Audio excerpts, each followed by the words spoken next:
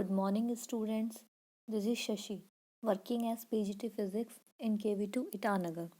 In last lecture, we had discussed about class 12 physics, chapter 11, Dual Nature and Radiation, in which we had talked about photoelectric effect of light okay. तो हमने last classes में photoelectric effect के बारे में बात की थी। अभी हम बात करेंगे लॉस ऑफ फोटोइलेक्ट्रिक इफेक्ट। हमने लास्ट क्लास में मेनली जो टर्म्स है वो मतलब एक्सपेरिमेंट कैसे था, फोटोइलेक्ट्रिक इफेक्ट होता कैसे बेसिकली, उसमें मतलब जो इफेक्ट्स हैं वो क्या क्या थे वो सब पढ़ा था। अभी हम बात करेंगे लॉस की कि जो मतलब फोटोइलेक्ट्रिक इफेक्ट का जो एक्सपेरिमेंट था उसके बेसिस पर मेनली कंक्लूजन क्या निकाला गया, लॉस क्या निकाले गए। ठीक है, तो let's continue. Laws of photoelectric emission. So Lenard and Millikan performed experiment, and on the basis of that following results are obtained called photoelectric laws. ठीक है, तो हमारा जो फोटोइलेक्ट्रिक इफेक्ट था मेनली वो किसने परफॉर्म किया, लेनार्ड और मिलिकन ने। और उन्होंने जो एक्सपेरिमेंट है उसके बेसिस पर जो मतलब रिजल्ट्स या फिर जो पॉइंट्स बताए मेनली वो थे हमारे laws of photoelectric emission. First, for a given photosensitive material and frequency of incident light more than threshold frequency, the photoelectric current such that number of electrons emitted per second is proportional to intensity of incident light. The photoelectric current depends on intensity of incident light.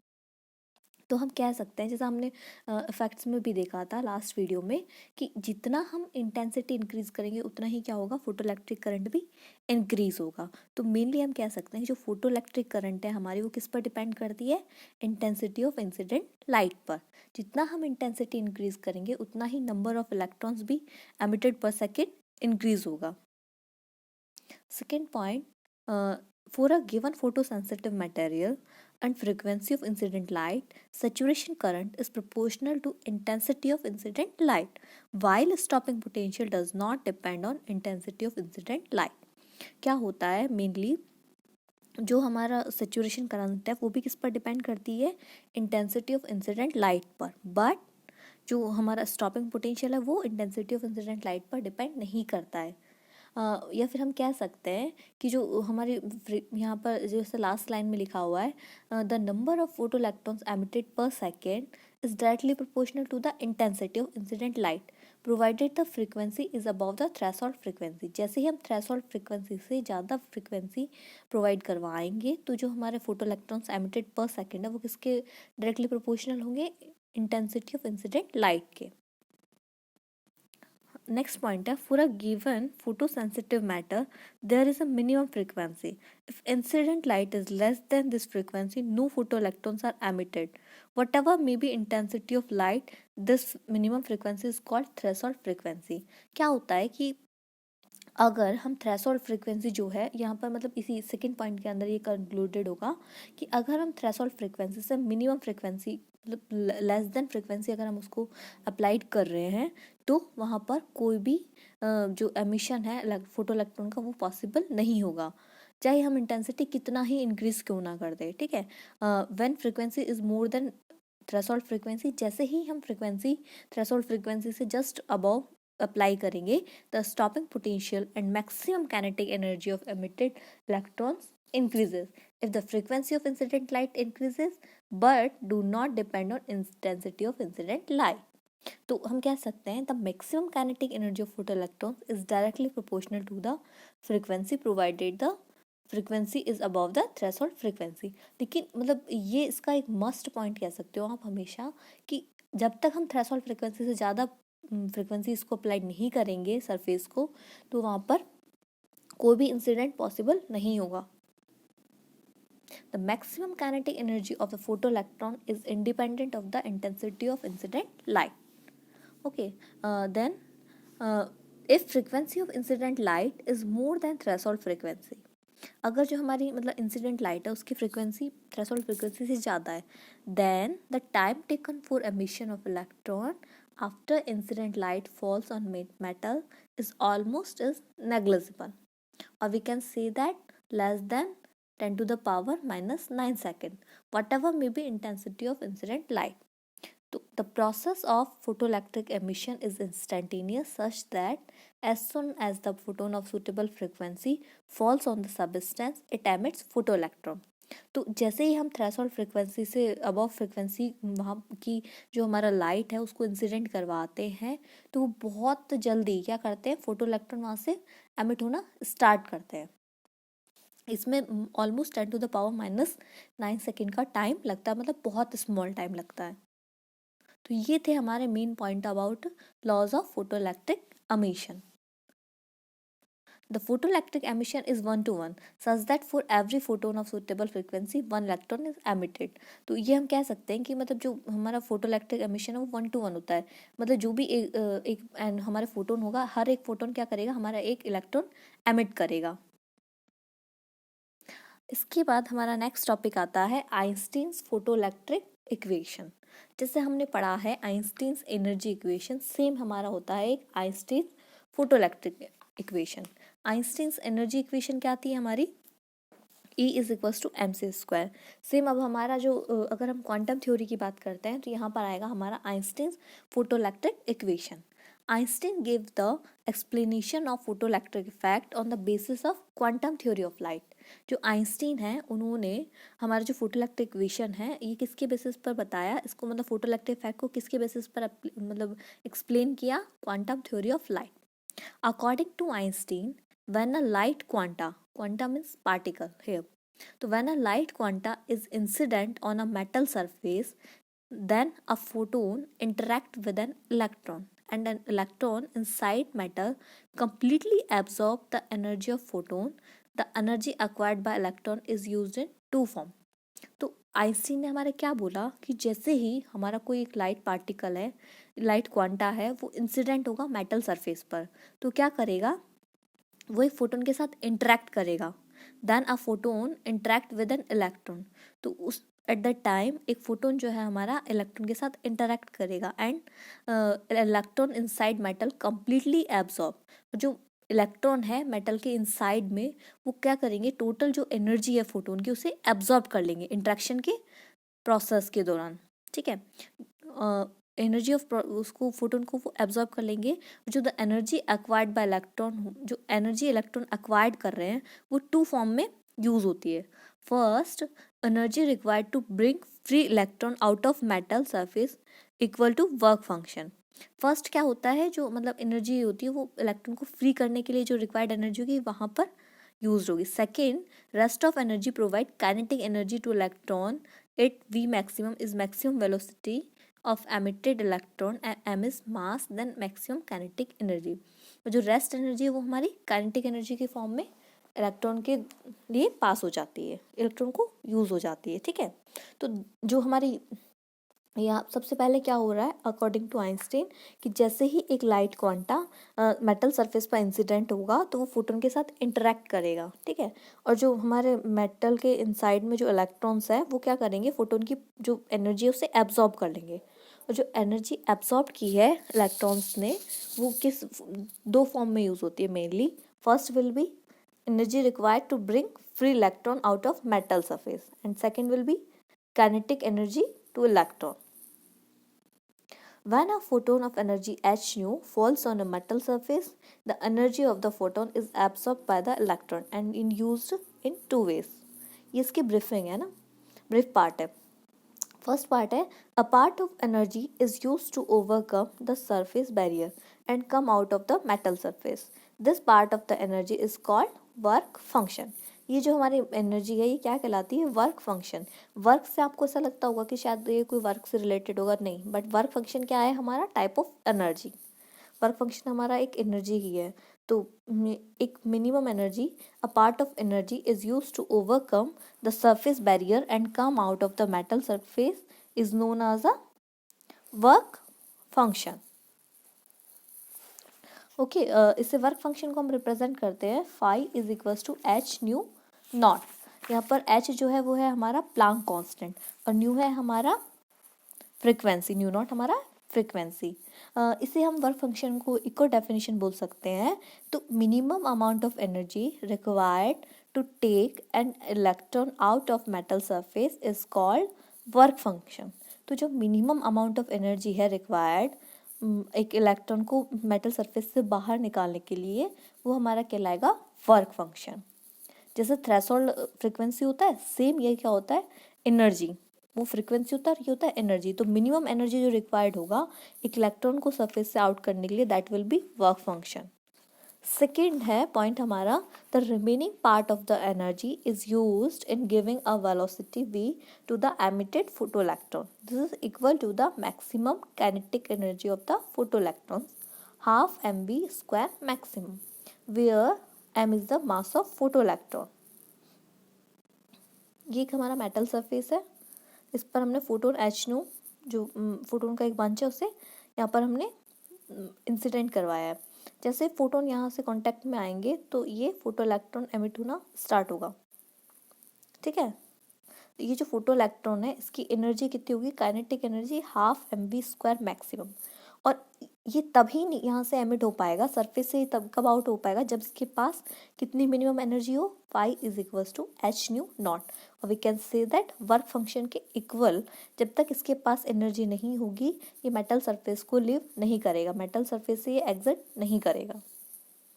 According to law of conservation of energy, h nu should be equals to, जो h nu है वो हमारी है total energy ना, वो किसके equal होना चाहिए यहाँ पर, work function plus kinetic energy. तो 5 plus half mv square maximum.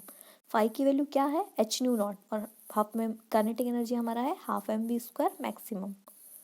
By side changing we will get the relation half mv square maximum is equal to H nu minus nu not.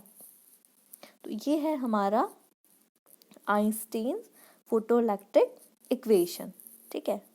ये हमारा होता है Einstein photoelectric equation. इसके बाद है verification of laws of photoelectric emission based on Einstein photoelectric equation. अभी हम क्या कर रहे हैं, फोटोइलेक्ट्रिक एमिशन को वेरीफाई कर रहे हैं। हमारा जो रिलेशन आया है Einstein photoelectric equation, that will be half mv square maximum H nu minus nu not. If nu is less than nu naught, then half mv square maximum is negative. अगर जो हमारा न्यू है वो less than nu naught है, तो by mathematically properties we know that it will be negative, which is not possible. Therefore photoelectric emissions to take place nu is greater than nu naught. मतलब हम जानते हैं कि कभी भी एनर्जी नेगेटिव नहीं हो सकती, काइनेटिक एनर्जी, तो इसीलिए half mv square maximum negative नहीं हो सकता। तो फोटोइलेक्ट्रिक एमिशन अगर होगा तो वो किसके लिए होगा, सिर्फ और सिर्फ when nu is greater than nu naught. Second point, since one photon emits one electron, हमने पढ़ा मतलब लॉज ऑफ फोटोइलेक्ट्रिक एमिशंस में कि जो वन फोटोन है वो क्या करेगा, वन इलेक्ट्रॉन एमिट करेगा, 1 to 1 एक रिलेशन होता है। So the number of photo electrons emitted per second is directly proportional to the intensity of incident light. तो ये भी हमारा पॉइंट यहाँ पर वेरीफाइड हो रहा है। Third point, it is clear that half mv square maximum is proportional to v as h and nu naught are constant. h और न्यू क्या है हमारे यहाँ पर, कांस्टेंट है। h हमारा प्लैंक कांस्टेंट होता है और फ्रीक्वेंसी हमारी क्या रहेगी, फिक्स रहेगी ना, न्यू इनिशियली फ्रीक्वेंसी जो है nu naught. This shows that kinetic energy of the photoelectron is directly proportional to the frequency of the incident light. Nu naught जो है वो हमारा थ्रेशोल्ड फ्रीक्वेंसी, तो थ्रेशोल्ड फ्रीक्वेंसी जो है हमारा मिनिमम वैल्यू वो हमेशा फिक्स होगा। तो इस यहाँ पर जो मेन एच भी हमारा फिक्स है और न्यू नॉट भी हमारा फिक्स है। तो जो हमारा मेनली काइनेटिक एनर्जी है वो डिपेंड किस पर कर रहा है, सिर्फ फ्रीक्वेंसी पर, इंसिडेंट लाइट की जो फ्रीक्वेंसी है उस पर। फोर्थ पॉइंट है, photoelectric emission is due to collision between a photon and an electron. As such, there cannot be any significant time lag between the incidence of photon and emission of photoelectrons such that the process is instantaneous. It is found that delay is only 10 to the power minus 8 second. अब यहाँ पर हम बात कर रहे हैं photoelectric emission किसकी वजह से होता है, collision between a photon and electron. As such, there cannot be any significant time lag between the incidence of photon. तो यहाँ पर टाइम लैगिंग ज़्यादा नहीं होती है। और इसमें कितना टाइम लगती है, बहुत मतलब इंस्टेंटेनियस प्रोसेस होता है, इसमें सिर्फ 10 to the power minus 8 second, almost negligible time consume किया जाता है। इसके बाद हमारा नेक्स्ट टॉपिक है dual nature of radiation and matter. Wave theory of electromagnetic radiations explain the phenomena of interference, diffraction and polarization। जो वेव थ्योरी है हमारी इलेक्ट्रोमैग्नेटिक रेडिएशन की, वो एक्सप्लेन करती है इंटरफेरेंस, डिफ्रैक्शन और पोलराइजेशन को, ठीक है। But on the other hand, quantum theory of electromagnetic radiations successfully explain the photoelectric effect, Compton effect, blackbody radiation, X-ray spectra, etc. Thus, radiations have dual nature। तो इससे क्या prove होता है कि जो रेडिएशंस है उनका डुअल नेचर होता है, such that wave and particle nature, wave nature भी होता है और पार्टिकल नेचर भी होता है। वेव थ्योरी के अकॉर्डिंग जो हमारा रेडिएशंस है वो वेव नेचर होल्ड करता है, जबकि क्वांटम थ्योरी के अकॉर्डिंग वो पार्टिकल नेचर भी होल्ड करता है। तो we can say that both natures will be held by radiations। Louis de Broglie suggested that the particles like electrons, protons, neutrons, etc. have also dual nature, such that they also can have particle as well as wave nature।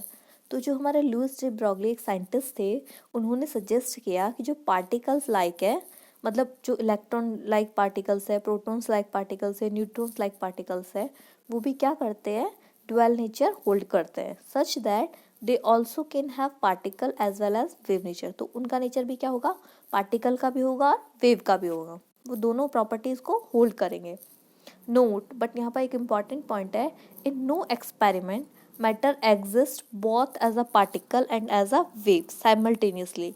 लेकिन किसी भी experiment में ये मतलब prove नहीं किया गया है कि मैटर जो है वो बहुत पार्टिकल और वेव को साइमल्टेनियसली होल्ड कर रहा है। It is either the one और द अदर एस्पेक्ट, ये एक ही मतलब हो सकता है at the time, such that the two aspects are complementary to each other. तो ये दोनों क्या होंगे, एक दूसरे के कॉम्प्लीमेंट्री होंगे। अगर वो वेव नेचर है तो वो पार्टिकल नेचर भी होगा, और अगर पार्टिकल है तो वेव नेचर भी होगा कन्फाइंड वे में। His suggestion was based on first the nature loves symmetry। जो उनका मतलब सजेशन था ये लुइस डी ब्रोगली का, वो मेनली बेस्ड था first the nature love symmetry पर। Second, the universe is made of particles and radiations and both entities must be symmetrical. अब उन्होंने जब मतलब रेडिएशंस का प्रूव हो चुका था तो उन्होंने बोला कि जो हमारा यूनिवर्स है वो किससे मिलकर बना हुआ है, मेनली पार्टिकल और रेडिएशन से। तो जो दोनों एंटाइटीज है मस्ट बी सिमेट्रिकल, वो दोनों क्या होने चाहिए, सिमेट्रिकल होना चाहिए। अगर रेडिएशंस का डुअल नेचर है तो पार्टिकल का भी क्या होना चाहिए, डुअल नेचर होना चाहिए। इसके बाद है डी ब्रोगली वेव। इसको हम थोड़ा एक्सपेरिमेंटली देखते हैं कि अगर एक पार्टिकल है हमारा और एक वेव है हमारी जिसकी वेवलेंथ है lambda. According to de Broglie a moving material particle can be associated with a wave such that a wave can guide the motion of the particle. तो अगर कोई वेव है वो मूव कर रही है तो वो पार्टिकल को गाइड कर सकती है, ठीक है, सेम टाइम पर। तो एक moving material particle can be associated with a wave, sorry. तो एक जो मूविंग पार्टिकल, एक पार्टिकल अगर मूव कर रहा है तो हम उसको सेम टाइम पर वेव के उसमें भी एसोसिएट कर सकते हैं। The wave associated with the moving materials particles are known as de Broglie waves और मैटर वेव्स। तो इस तरह की जो वेव्स होंगी जहाँ पर एक पार्टिकल के मूवमेंट को हम वेव्स की फॉर्म में देख रहे हैं तो वो क्या कहलाती है, डी ब्रोगली वेव्स और matter waves. Expression for de Broglie wave, according to quantum theory the energy of the photon is E is equals to h nu, where h is Planck constant and nu is the frequency of light। यहाँ पर new की value हम put करेंगे c by lambda, तो हमारा E होगा hc by lambda. According to Einstein's theory the energy of photon is E is equals to mc square. Both equation should be equate because of equal of left hand side. Left hand side दोनों का equal है तो right hand side भी दोनों का क्या होना चाहिए, इक्वल। जब हम इक्वल करेंगे तो लैम्डा हमें मिलेगा h बाई एम सी।